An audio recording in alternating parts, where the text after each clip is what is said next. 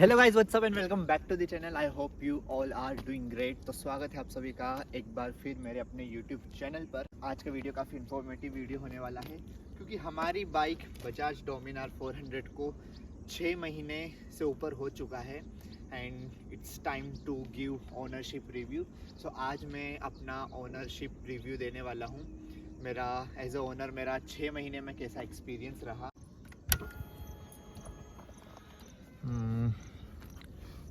Almost 7,600 हमारी bike चल गई है और ज़्यादातर जो मैंने बाइक चलाई है वो मैंने बाहर ही चलाई है, मतलब यहाँ पर ज़्यादा चलाई नहीं है। इन 6 महीनों में मैंने 3 बड़ी राइड्स की है। 2 बार मैं महाराष्ट्र का। सबसे लॉन्ग राइड जो मेरी थी वो थी भीमा शंकर की, और फिर उसके बाद हम लोग गए थे चित्तौड़गढ़, सावरिया सेट। देन अभी रिसेंटली मैंने एक और महाराष्ट्र हमने ग्रुप राइड की। आपने अगर ब्लॉग देखा हो तो आपको पता होगा। 3 राइड कर ली है इस बाइक के साथ और अब मुझे ऐसा लगता है कि ये सही टाइम है बाइक का रिव्यू देने की। तो हर गाड़ी में कुछ नेगेटिव्स होते हैं, कुछ पॉजिटिव्स होते हैं, कि कुछ एडवांटेज डिसएडवांटेज, सभी में कुछ परफेक्ट नहीं होता। हर गाड़ी में कुछ ना कुछ तो होता है। फर्स्ट टाइम मैं ऐसा रिव्यू वीडियो बना रहा हूँ। सो अगर इसमें कुछ चीज़ें मिस हो जाती है तो आप मुझे वो कॉमेंट में नीचे कमेंट कर देना, मैं आपको उसका आंसर कर दूंगा। तो ये है BS6 मॉडल बजाज डोमिनार 400 और अभी नया लेटेस्ट तो मुझे पता नहीं है कि लॉन्च हो गया है या आ रहा है। सो ये BS6 है हमारा बजाज डोमिनार 400। सो गाइस, सबसे पहले इसकी जो खूबी है, इसकी खासियत है, वो है इसका साउंड। क्योंकि 400 सीसी इस सेगमेंट की बाइक में और इस बजट फ्रेंडली बाइक में जो इसका साउंड है ना, वो बहुत ही मतलब सेटिस्फाइड है।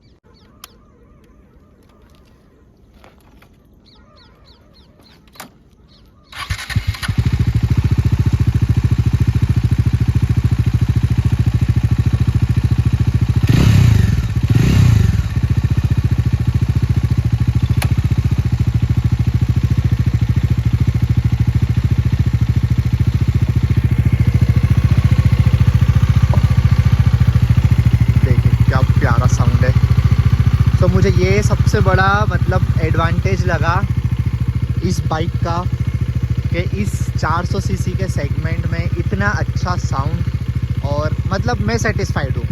मेरा जो इसे लेने का जो रीज़न था, वो मेन रीज़न ये था कि मैं ट्रैवलिंग बहुत करता हूँ। मतलब मुझे मेनली लॉन्ग राइड, और ऐसा राइड तो मैं बाद में आया इस चीज़ में, कैटेगरी में।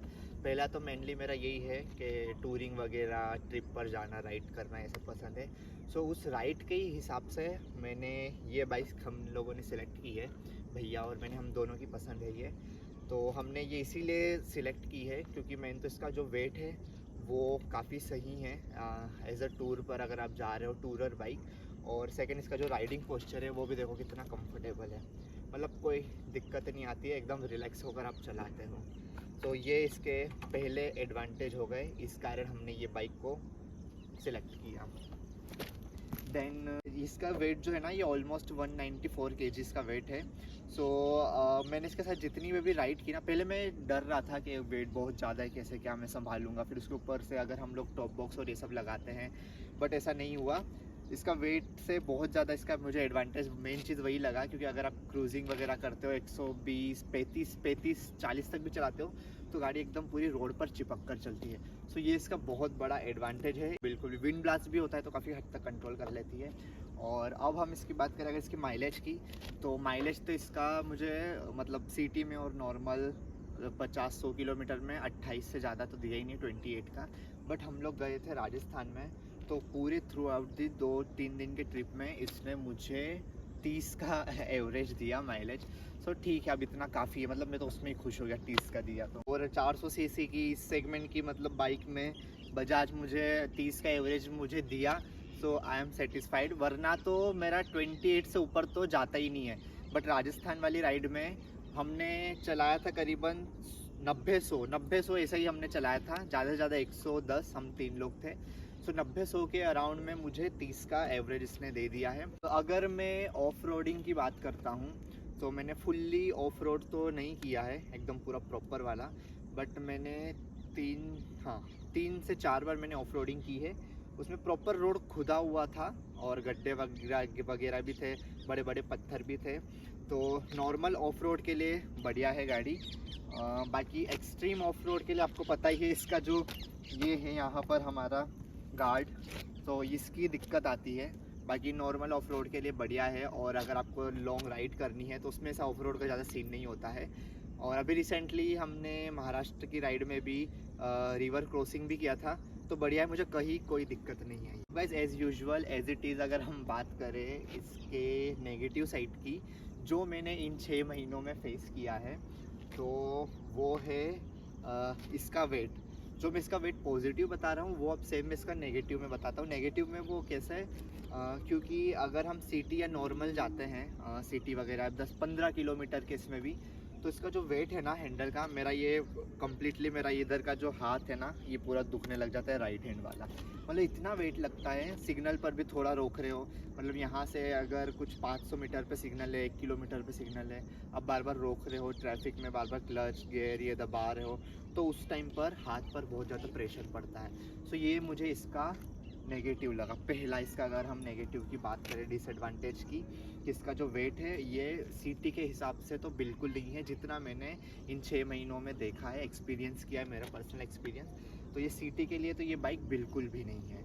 और नेक्स्ट अगर हम बात करते हैं, तो आपने काफ़ी सुना होगा हीटिंग का, तो हीटिंग तो होती है, उसमें कोई वो बुराई नहीं है, बट स्टार्टिंग में मुझे काफ़ी ज़्यादा हीटिंग, मतलब मुझे ऐसा फील हो रहा था, बट अब ऐसा लग रहा है शायद चला चला के आदत हो गई है। तो हाँ, यस, हीटिंग का इसमें इशू है, काफ़ी इशू है। जैसे आपको नॉर्मल तो नहीं लगेगा, नॉर्मल अगर छोटी मोटी आप राइड करते हो और या वही 100-150 जाते हो, इतना तो नहीं लगेगा आपको। बट हाँ, अगर आप लॉन्ग राइड जा रहे हो और कंटिन्यू अगर आप राइड कर रहे हो एक दिन में 200-250 किलोमीटर, तो आपको डेफिनेटली वो हीटिंग तो लगेगा। नेक्स्ट बात करते हैं हम इसकी सीट की, तो यस, मैं दिखाई देता हूँ आपको।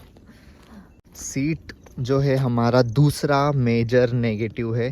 सीट इसकी एकदम से पत्थर की पत्थर, आगे वाली तो खैर ठीक है राइडर के लिए, बट जो इसका ये है ना पिलियन वाला, तो ये तो मैं तो इसे पत्थर ही बोलता हूँ। हालांकि हमें अभी इसे थोड़ा बहुत कुशनिंग वगैरह करवानी है, क्योंकि लॉन्ग राइड के लिए वो ज़रूरी है, बट अभी तक मैंने कुछ नहीं करवाया है। तो ये इसका सेकेंड डिसएडवांटेज लगा मुझे, नेगेटिव, कि इसकी सीट बहुत हार्ड है। कंपेयर करें हम अगर बाकी गाड़ियों से अगर कंपेयर करें तो इसकी सीट काफ़ी हार्ड है। अब जो मैं मेजर इसका जो डिसएडवांटेज, मुझे जो नेगेटिव लगा ना पूरे ओवरऑल, मतलब पॉजिटिव से ज़्यादा नेगेटिव जो मुझे लगा, और इन लास्ट 2 महीनों में मैंने जितना फेस किया ना, वो है इसका बैटरी इशू। अब मैंने काफ़ी लोगों से सुना है बजाज डोमिनार में बैटरी का इशू है, और अभी 2 महीने से मुझे इसने इतना परेशान किया, मतलब गाड़ी को 5.5 महीने हुए होंगे, और मैं सर्विस पे गया, इसकी सेकंड सर्विस पे। देन उन्होंने कहा कि आपकी बैटरी ख़राब हो चुकी है, आप चेंज करवा लो। तो मैंने ठीक है, मतलब कभी मुझे दिक्कत तो नहीं आई, मैं महाराष्ट्र भी गया, राजस्थान भी हुआ, मुझे दिक्कत नहीं आई, बट उन्होंने कहा सर्विस सेंटर पर कि आप इसे चेंज करवा लो, दिक्कत आ सकती है। तो मैंने चेंज करवा लिया, बट उसके बाद भी जो मैंने रिप्लेस बैटरी आई ना मेरी, वो पता नहीं, वो भी ख़राब ही दी उन लोगों ने। यहाँ पर तो उन लोगों की गलती है, वो भी ख़राब दी। तो वो कुछ 1 हफ़्ता चली होगी, मतलब 1-2 दिन भी खड़ी रहती थी तो वो पूरी ऑलमोस्ट डेड हो जाती थी।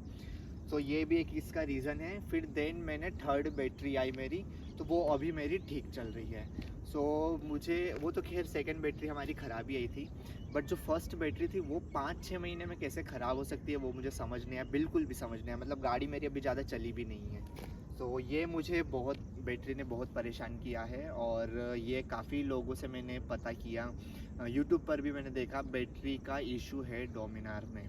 तो गाइज़ ये था मेरा बजाज डोमिनार 400 का ओनरशिप रिव्यू, मेरा 6 महीने का।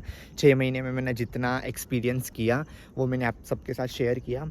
और इसके अलावा आपको अगर कुछ डाउट रहता है, और भी किसी चीज़ में अगर आपको कुछ लाइट वगैरह या और चीज़ों में आपको कुछ क्वेरीज़ आपकी रहती है, तो वो आप कमेंट में कर देना, वहाँ पर मैं आपको रिप्लाई कर दूँगा। क्योंकि ये मेरा पहला रिव्यू वीडियो था, तो मुझे जितना मुझे पता था, मतलब मेन चीज़ें जो मुझे इसकी अच्छी लगी वो मैंने शेयर कर दी, और जो मेन चीज़ें मुझे दिक्कत आई 6 महीनों में, वो भी मैंने शेयर कर दिया है। सो शाम हो गई है, इसी के साथ हम इस वीडियो को, शॉर्ट वीडियो को यहीं पर एंड करते हैं। बहुत जल्द मिलेंगे एक अच्छी प्यारी लोकेशन पर हमारी एक्सप्लोर राइड पे। Till then goodbye, good night.